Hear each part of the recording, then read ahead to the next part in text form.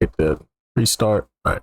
Alrighty, yo, what is going on, everybody? It's your boy, Mr. DDG94, back with another reaction video. And today we finna react to Cultureless Theory, man. Ranking every Bad Boy Records classic album from the 90s. It should be interesting. I got you, Marquise. I got you. Matter of fact, put it in the Discord, Marquise. Put it in the Discord in case I forget. But if it, I'm pretty sure it'll probably still be there. But if the chat start moving, just put it in the Discord. Yeah. So we talking like classic albums from the 90s. I mean, there's No Way Out. Obviously, you got Biggie shit. Mase first album. Faith Cup first album. Like that's as far as I go. Like classics. Like I don't really think anybody else in the 90s really. I never listened to a Lox album a day in my life, so I don't know what a Lox album sounds like. I never listened to their music outside of like when they were like features on songs for other artists.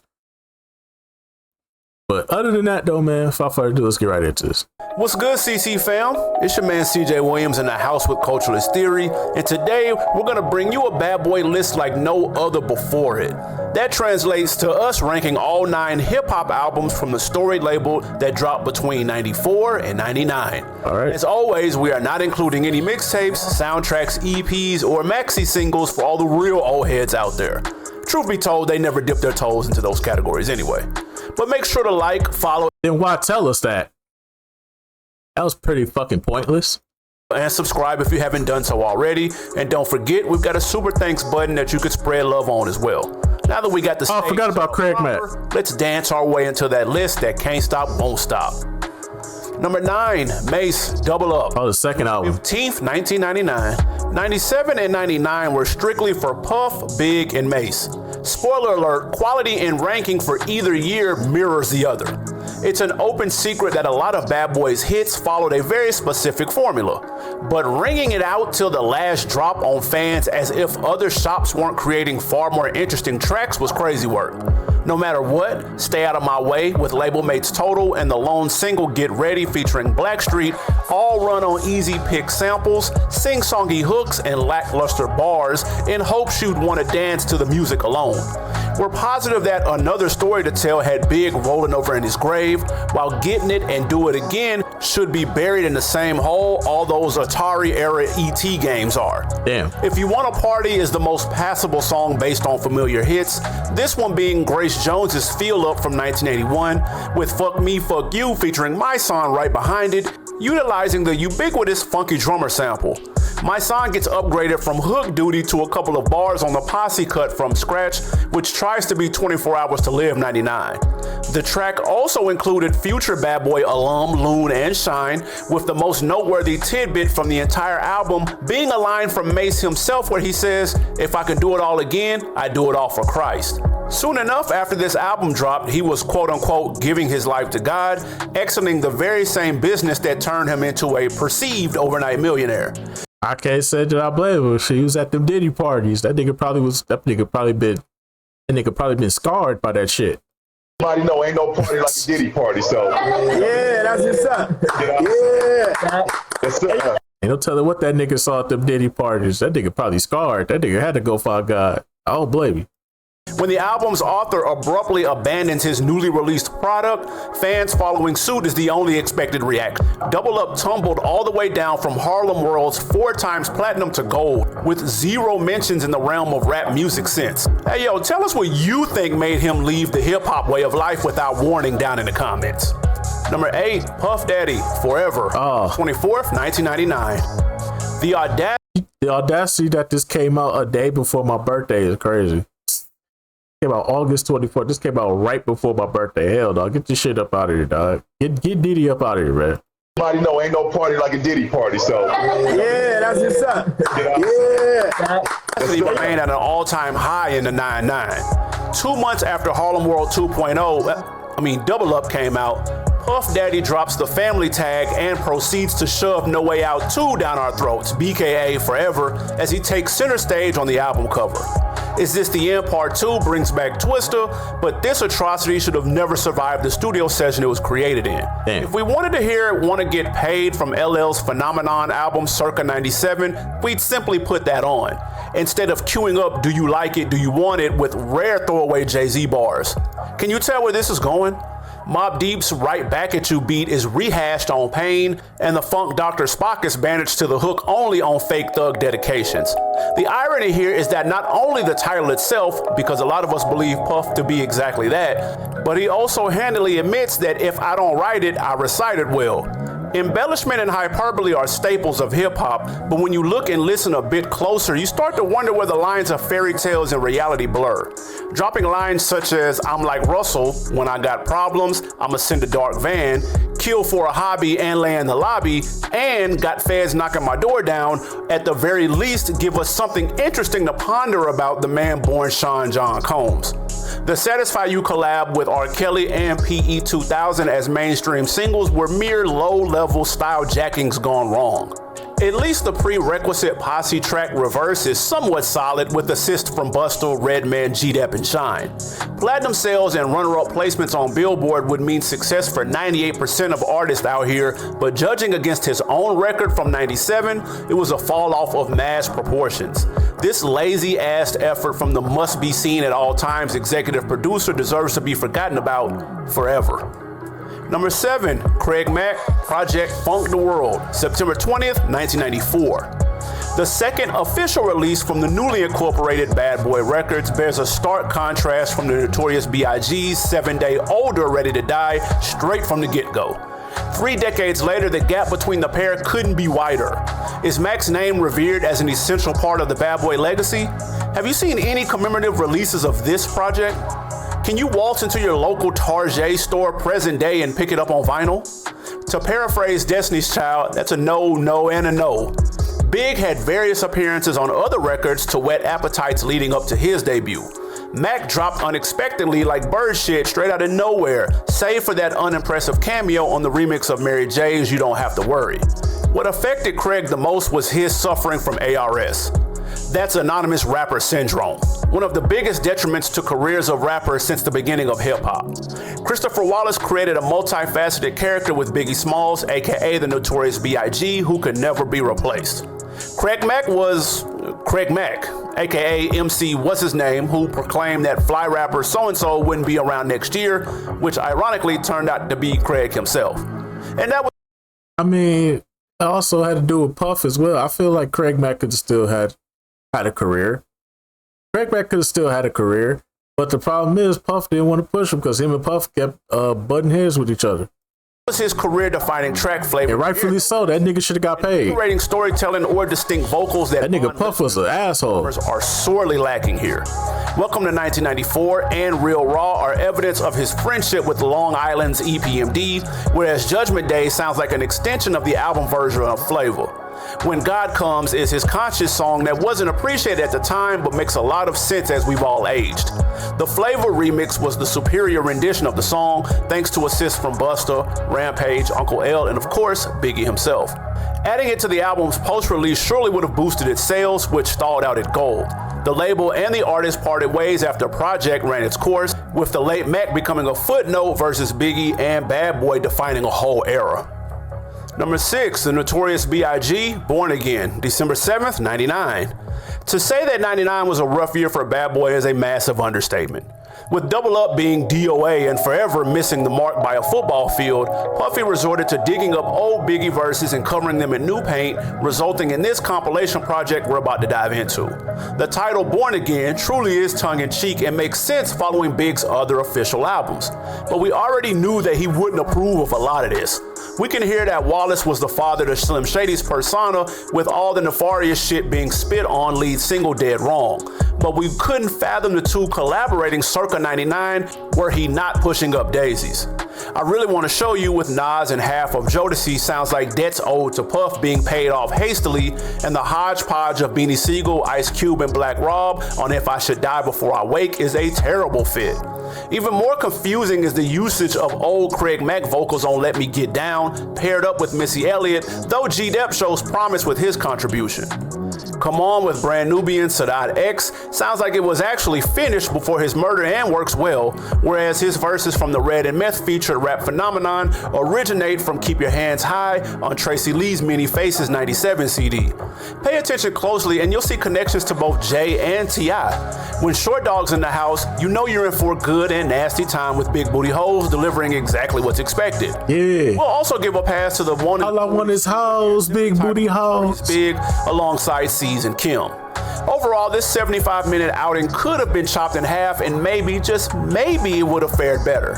Sure, Born Again easily topped the other two Bad Boy releases for the 9-9 in sales and chart status, but nobody's actually listened to it since, and for good reason. Remember those albums that changed everything? Hey, come on, man. Y'all ain't paying me, man. Y'all gotta pay me. Y'all gotta pay me for promotion. 1997. Although Mase was already starting to bubble beforehand, once Big departed this earth, he was the only other one ready to step up to the forefront outside of the label honcho himself. So a few months after No Way Out bows, out comes Mason Bethel with Harlem World. He makes it verbally clear that he's not trying to replace the Notorious on the album opener Do You Want to Get Money with Kelly P on the hook before employing DMX on Take What's Yours. However, he's much better utilized on the best posse cut within, which is 24 Hours to Live, which also includes Black Rob and the Lox. You'd be hard pressed to remember that this guy was initially known as Murder Mase before he went through the Puffy Shine Up machine, but he attempts to give out reminders on the Player Way with A-Ball MJG, Niggas Wanna Act featuring Busta on the hook, and Wanna Hurt Mase to varying degrees of effectiveness. Some of the biggest blunders occur when he's pushed well outside of his comfort zone, i.e. trying to use the same humor that Big did on Player Hater to get him over on Jealous Guy to disastrous result. Love You So is a complete waste of Tina Marie's Square Biz and Rolls Royce's Oh Boy, while simultaneously making us side-eye Billy Lawrence's involvement on this train wreck. Early era Neptunes helped deliver the goods on Looking at Me, while the first two singles, What You Want with label mates Total and Feel So Good, alongside unofficial in-house crooner Kelly Price, being the vehicles that M.A. $sign E blings brightest on. While Harlem World turned out relatively solid, its heavy reliance on features gives feels of a decently selected compilation rather than a true solo record. All that aside, the formula proved successful here, albeit for a short burst rather than a long-lasting flame. Number 4, The Lox, Money, Power, Respect, January 28th. I've never heard this album. While their underground appearance on Main Source, I've never heard a Lox album a day in my life. For a true if you know type moment, these three friends repping Yonkers, New York had their demo tape hand delivered by the queen of hip hop soul herself to Puff Daddy. Next thing you know, they're on Biggie's second album, Life After Death. After continuing to grow their buzz, the LOX kicked off Bad Boy's most productive year in the beginning of '98 with Money, Power, and Respect, which also happens to be the name of their most recognizable hit alongside the salacious Lil' Kim and swiftly fledgling DMX. The thing about arriving with a track so strong like that is that it can be nearly impossible to replicate, meaning their tenure with Mr. Shiny Suit Man was the only time they topped the hip-hop and R&B charts and/or went platinum. Puffy needed these tough guys to be marketable in the so-called Jiggy era that he created, leading to songs like the initial single, If You Think I'm Jiggy, Can't Stop, Won't Stop, and I Wanna Thank You featuring Kelly Price. Sheik alluded to the crew being screwed over on his solo track, Gonna Be Some Shit, with that unforgettable Let the Lox Go campaign indeed being some shit. So right, another Kelly Price helm track seems like it would have been the probable final single from the project had there not been major tensions brewing. However, the real hip-hop heads were more in tune with joints like The Heist Part 1, Bitches from Eastwick, and the solos by P and Jada, Not to Be Fucked With, and All for the Love of Drug Dealing, respectively. With distinct voices and Styles P being most sinister, all three work in tandem equally as well on their own, while also having great adaptability with other guests and formats. Those were intangibles that Project Funk the World were never afforded. This debut, while far from perfecto, proved to be a solid foundation for the new trio from outside the 5 boroughs that helped keep the Bad Boy train moving forward. Before we close in on the top 3, we can't forget about the half dozen or so R&B albums from the Bad Boy era circa 95 to 98. Faith Evans, Total, and 112, each with their eponymous debuts in 95 and 96, then expanded on their name-based sophomore efforts, dropping them a week apart from each other in the fall of 98, same order as the first wave. Those last 3 releases filled an otherwise quiet year for the label, as Money, Power, and Respect was the only other release from the year back in January. Talk about intentionality. The 90s wouldn't be the same without their collective hits such as Love Like This, Can't You See, Only You, and Soon As I Get Home, just to scratch the surface. Faith Evans was crucial to keeping the lights on as it arrived 11 months after Project Funk the World, serving as Bad Boy's only release in 1995. Kima Keisha Pam was the lone record that didn't move at least 1 million units, while 112 hit double plat both times at bat. Of the 6, tell us your favorite 3 down in the comments below. In the spirit of Bad Boy, Can't Stop, Won't Stop moving toward the number 1 spot on this list. Number 3, Puff Daddy and the Family, No Way Out, July 22nd, 1997. Wait, but why not put the R&B acts on here as well? You said Bad Boy albums. You didn't say Bad Boy rap albums. You said Bad Boy classic albums. So the R&B shit ain't classics? Okay. The second best Bad Boy album of 97 by default, No Way Out, is as much of a solo album as Masterpiece Ghetto D was. Both were the heads of their respective record labels, but only one started out as a rapper initially. Cue up the lead verse on The Roots What They Do as to how we feel about the one who didn't. While Puff's presence isn't essential across most of the album, Kelly Price absolutely should have been on the front of the cover for this joint. 2020 hindsight of him hoodwinking so many of his artists, in part due to all those damn sample clearances needed, says KP dodged a shotgun blast by not officially anchoring to him. The vibes wouldn't be the same without her stellar chops draped over Do You Know, Young G's heralded by Big and Jay-Z, and the party starting Don't Stop What You're Doing with Lil' Kim, which has Puff in his element. We also did a ranking on KP's catalog, so be sure to look up that after this. It's hard to come whack on an old school track like 1982's The Message, and as expected, Can't Nobody Hold Me Down with Mace proved to be a hit, as well as the Grammy-winning tribute song I'll Be Missing You with 112 and Faith Evans. And how the hell Puff fell off that motorcycle with absolutely nobody around him still blows our mind. The Hitmen's incorporation of 2 relatively obscure backdrops were altered and blended to perfection on All About the Benjamins remix for 2/3 of the Locks, Lil' Kim, and the Notorious to talk shit over. Big's verse alone deserves its own full breakdown if you ask us. Styles P eventually joins his brothers on I Got Power, which thankfully doesn't sample the 1990 hit of the same name. Diddy also does a relatively good studio gangster recital on Is This the End beside Twister, yet the fast forward button comes in handy to skip over sporadic chunks of album filler. The Family, who helped Sean appear better than he ever would if he were truly solo, ensured the 7 times platinum No Way Out would keep G's clocking, hoes jocking, and haters watching for years to come. Number 2, the Notorious B.I.G., Ready to Die, September 13th, 1994. Okay. As if getting home console versions of Mortal Kombat 2 on Super Nintendo and Sega Genesis on September 9th weren't enough, cassette decks, record, and CD players were set to be filled up on the 13th by Ready to Die, the inaugural outing from Bad Boy Records and Christopher Wallace, aka the Notorious B.I.G. Once we go a bit deeper than the lead single Juicy that depicts his ashy to classy come up, you can only wonder why does this brand new artist already want to be up out of here, as in permanently. This following the hush hush eloping with future Bad Boy star Faith Evans just a month prior, might we add. Well, the first 2 songs, Things Done Changed, and the stick-up anthem Gimme the Loot, may give the best glimpses into that, as well as the spine-chilling outro. All else in between ranges from typical braggadocio like the DJ Premier produced Unbelievable to cinematic storytelling on Warning to a very questionable ode to a woman on Me and My Bitch. METHOD, the sole rapping guest on the album, spit excellent back and forth freestyles on The What, and Ho Hayden has never sounded more fun than it does on Friend of Mine. Then he gets super nasty on the album version of One More Chance, with unknown group at the time Total on chorus duties. However, Puffy must have had an epiphany after witnessing the massive success of sophomore single Big Papa, which reeled in listeners with his butter smooth flows over the Isley Brothers between the sheets. By the summer of 95, DeBarge to Stay With Me was tweaked and fine-tuned in tandem with all new clean lyrics, adding in Mary J. Blige and his spouse to sing the break. The newly dubbed Stay With Me remix dominated radio, springing him into the stratosphere overnight, and we're tagging it as his best song ever, period, point blank. Surprisingly, the remaster of the album never included that remix nor the hip-hop mix of it, but they're both easily found on your favorite streaming platform today. Simultaneously launching a solo career and record label with what became such a monumental album only happens once in a lifetime, but somehow this same man managed to outdo himself with number 1, the Notorious B.I.G., Life After Death, March 25th, 1997. 1995 and 96 saw 0 hip-hop albums come out of the Bad Boy camp, oddly enough, right in the middle of their involvement of the East Coast-West Coast wars with Death Row. But god damn did they make up for that shit out the gate in 97 with the Notorious One's final album that he was fully involved with, Life After Death. Chris truly got busy in the studio expanding not only the guest list, but also his style variations. Notorious Thug sees him matching Cleveland's Bone Thugs and Harmony flows with near perfection before getting on some Biz Markie type shit on Player Hater with Puffy, doing their worst singing ever in hilarious form.